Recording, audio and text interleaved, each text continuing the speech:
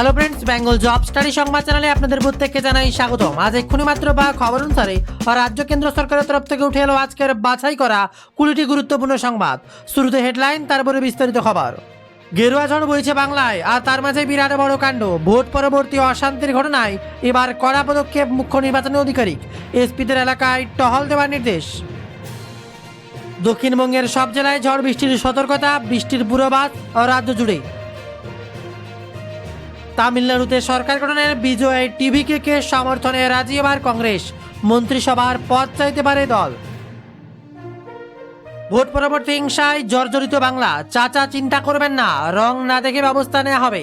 মুসলমান পরিবারের বাড়িতে বিজেপি প্রার্থী জগন্নাথ, এবার শান্তির বার্তা সজলু।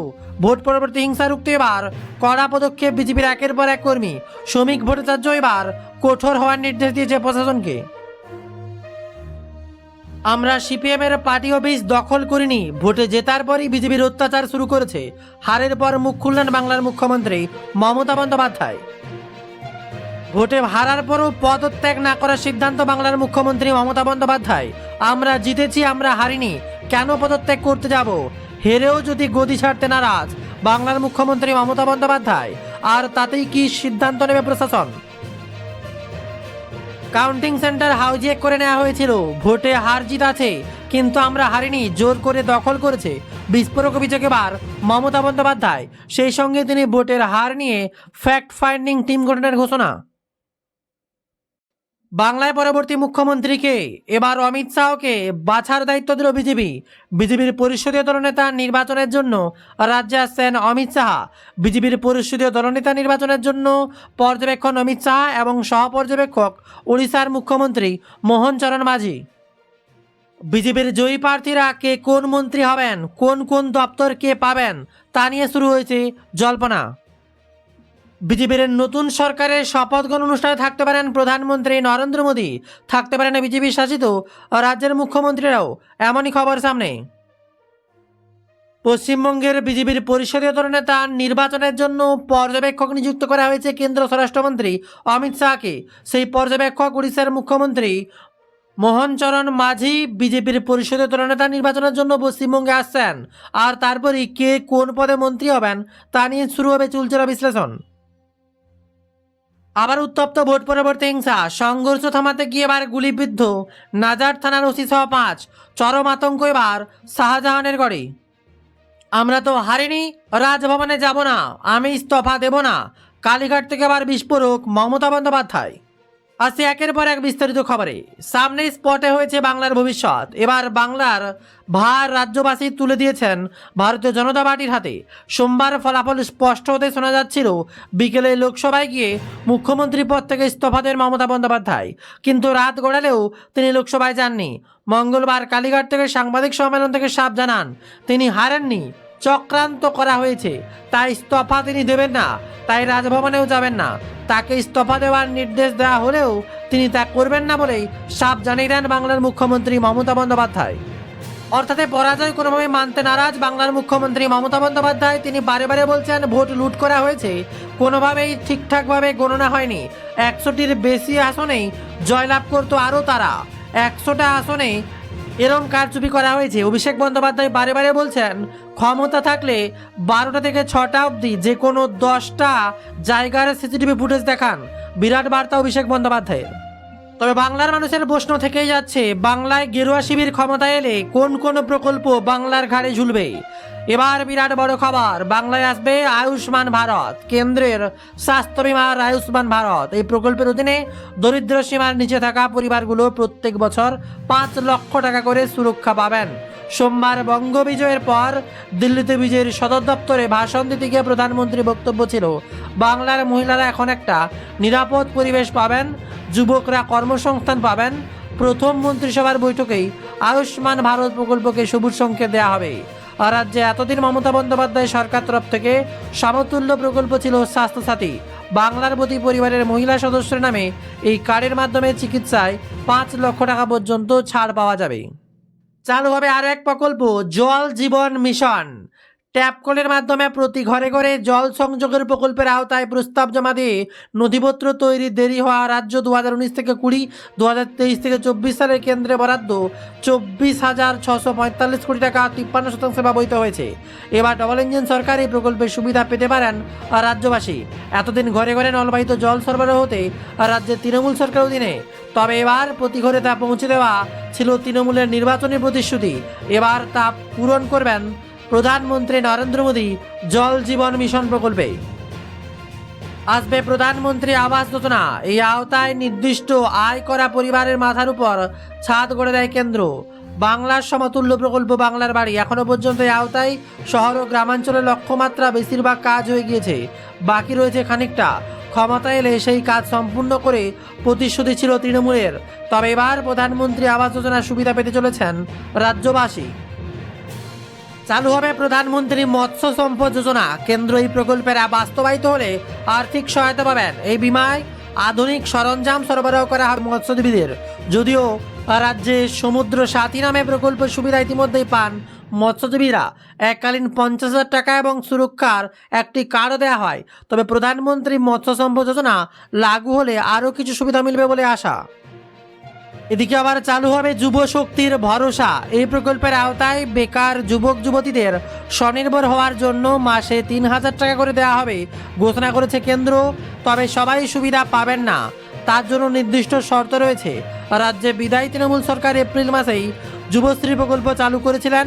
এতে 21 থেকে 40 বছর বয়সীরা কর্মহীনরা মাসেই 1,500 করে টাকা হাতে পান। আর এবার যুব শক্তির নির্দিষ্ট শর্ত দেওয়া হবে। যুব শক্তিতে 3,000 করে টাকা কারা পাবেন তা ক্রমশ প্রকাশ্য হবে। আর এর সাথেই থাকবে মাতৃশক্তি ভরসা। একটা নির্দিষ্ট আয়যুক্ত পরিবারকে মহিলারা মাসে 3,000 টাকা করে পাবেন বলে ঘোষণা কেন্দ্র সরকারের। যদিও তৃণমূল সরকার গত 5 বছরে লক্ষ্মীর ভাণ্ডার নামে এই প্রকল্প চালায়। এতে রাজ্যের প্রত্যেক মহিলারা 1,500 করে টাকা হাতে পান। এটি সম্ভবত তৃণমূল সরকারের সবচেয়ে জনপ্রিয় প্রকল্প ছিল এতদিন।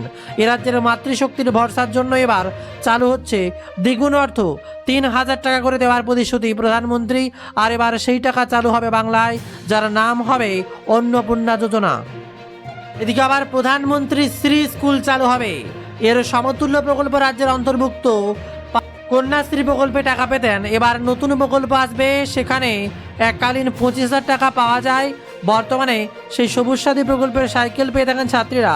এই প্রকল্পের সুবিধা এবার বাংলার সবচেয়ে জনপ্রিয়। এবার প্রধানমন্ত্রীও সেই আওতায় নতুন কোনো প্রকল্প আনবেন বলেই খবর সামনে উঠে আসছে।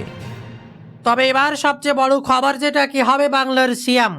খবর উঠে আসছে 25শে বৈশাখ রবীন্দ্র জয়ন্তীর পুণ্যতিথিতে ব্রিগেডের শপথ নেবে রাজ্যের প্রথম বিজেপি সরকার। প্রধানমন্ত্রী নরেন্দ্র মোদীর উপস্থিত থাকার কথা রয়েছে দিন। থাকবে একের পর এক মন্ত্রীর দায়িত্ব। জিতে যাওয়া বিজেপির তাবড় তাবড় নেতাদের হাতে কারা কোন মন্ত্রিত্ব পাবেন তা নিয়ে এবার জল্পনা তুঙ্গে। তবে মমতার পতনের পর এবার প্রত্যাশা বাড়ছে নতুন সরকারের। খুশি শিল্পমহল। 15 বছরে মমতা বন্দ্যোপাধ্যায়ের অবসান ও বিজেপি জয়ের পর বাংলার শিল্পমহলে এবার খুশির হাওয়া। সঞ্জীব গায়েস্কা থেকে সঞ্জয় বুধিয়া সকলের লগ্নির পরিবেশ চাঙ্গা হওয়ার আশায় বণিক সভাগুলির প্রত্যাশা। এবার স্বচ্ছ জমিনীতি, বিদ্যুতের মাসুল হার, কেন্দ্রীয় ইনস্টেবিট মিলবে। শিল্পপতিদের বিশ্বাস কেন্দ্র রাজ্যের যৌথ প্রচেষ্টায় আন্তর্জাতিক বিনিয়োগ আসবে। উন্নত পরিকাঠামো ও কর্মসংস্থানের মাধ্যমে বাংলার গৌরব পুনরুদ্ধার হবে বলেই আশা রাখছে শিল্পমহল। অপরদিকে উঠে আসছে আবার গোপন অপারেশন বাংলায়। ভোট মিটতে এবার কি অ্যাকশন। পশ্চিমবঙ্গে কেন্দ্র স্বরাষ্ট্রমন্ত্রী দীর্ঘ 6 মাস ধরে এক গোপন অপারেশন চালায়, এমনটাই সূত্র মারফত খবর। অমিত শাহের নির্দেশে বিশেষ টিমও কেন্দ্রীয় গোয়েন্দা নিঃশব্দে 294টি বিধানসভা ঘুরে তৃণমূলের দাপুটে নেতা ও মস্তানদের তালিকা তৈরি করেন। অত্যন্ত গোপনীয়তায় তৈরি হয় এই অপরাধ মানচিত্রের ভিত্তিতে ভোটের রোডম্যাপ সাজানো হয়েছিল। সরকার গঠনের পর এই চিহ্নিত অপরাধীরাই এখন নতুন প্রশাসনের মূল নিশানায় থাকতে চলেছে কি তাতে এবার জল্পনা। আর এর মাঝেই কল্যাণ বন্দ্যোপাধ্যায় একটা ভিডিও পোস্ট করেন। টিএমসি সাংসদ কল্যাণ বন্দ্যোপাধ্যায় একটা ভিডিও পোস্ট করেন। কলকাতার নিউ মার্কেট এবং বিশৃঙ্খলার অভিযোগ তুলেছেন। তার দাবি গেরুয়া শিবিরের একদল সমর্থক ধর্মীয় স্লোগান দিয়ে বুলডোজার চালিয়ে দোকানপাট ভাঙচুর করছে। আর এই ঘটনায় রাজ্যের আইন শৃঙ্খলার পরিস্থিতি নিয়ে প্রশ্ন তুলে তিনি পুলিশ ও নির্বাচন কমিশনের নিষ্ক্রিয়তাকে দায়ী করেছে। এই হামলায় সংবাদ মাধ্যমের নীরবতা নিয়ে ক্ষোভ প্রকাশ করেছে সাংসদ। তবে যে প্রশ্ন সবার, মমতা পদত্যাগ না করলে কি হবে এবার তা নিয়ে গভর্নরের বিরাট বড় রুল। মমতা পদত্যাগ কাণ্ডের জেরে এবার বাংলায় গভর্নর রুল চালু। পরাজিত হয়ে মমতা বন্দ্যোপাধ্যায় পদত্যাগ না করার ঘোষণায় রাজ্যের সাংবিধানিক সংকট তৈরি হয়েছে। রাজভবনের সূত্রে খবর, আজ বুধবার চলতি সরকারের মেয়াদ ফুরলেই সংবিধানের 154 বা 166 অনুচ্ছেদ অনুযায়ী গভর্নরস রুল জারি হতে পারে। নির্বাচন কমিশন জারি প্রার্থীদের তালিকা, দলীয় সংখ্যাগরিষ্ঠতা দলকে সরকার গঠনের আমন্ত্রণ জানাবেন রাজ্যপাল। নতুন মুখ্যমন্ত্রী শপথ না নেওয়া পর্যন্ত প্রশাসনিক দায়িত্ব থাকবেন মুখ্য সচিবের হাতেই। অপরদিকে বড়সড় রদবদলের প্রস্তুতি শুরু। পশ্চিমবঙ্গ ক্ষমতা দখল পরেই রাজ্যের পুলিশ ও প্রশাসনের বড়সড় রদবদলের প্রস্তুতি শুরু করেছে বিজেপি। সূত্রের খবর, শপথ গ্রহণের পরপর অবসরপ্রাপ্ত অথচ পুনর্বহাল হওয়া আধিকারিকদের ছেঁটে ফেলা হবে। পাশাপাশি একগুচ্ছ আইপিএস অফিসারকে ভিন রাজ্যে পাঠিয়ে উত্তরপ্রদেশের অজয় পাল শর্মার মতো দুঁদে অফিসারদের ডেপুটেশন বাংলায় আনা হতে পারে। কেন্দ্রীয় মন্ত্রকের বাঙালি অফিসারদের রাজ্যের গুরুত্বপূর্ণ প্রশাসনিক পদ পেতে পারেন বলেই খবর। তবে বাংলায় সংঘর্ষ কিছু কিছু জায়গায় কোনোভাবেই বাদ দেওয়া যাচ্ছে না। রাজ্যে পরিবর্তনের আবহে কলকাতা বিশ্ববিদ্যালয়ের ক্যাম্পাসগুলোতে এবিভিপি ও ডিএসওর সমর্থকদের মধ্যে ব্যাপক সংঘর্ষ হয়েছে। ডিএসওর অভিযোগ, এবিভিপি কর্মীরা তাদের ব্যানার ছিঁড়ছে এবং প্রতিবাদ করায় এক ছাত্রের মাথা ফাটিয়ে দিয়েছে। অন্যদিকে এবিভিপির দাবি, তারা দেশবিরোধী স্লোগান প্রতিরোধ করছে। রাজবাজার সায়েন্স কলেজ এবং আশুতোষ কলেজে উত্তেজনা ছড়িয়েছে। আর এই ঘটনায় বেশ কয়েকজন আহত হয়ে ছাত্র হাসপাতালে চিকিৎসাধীন।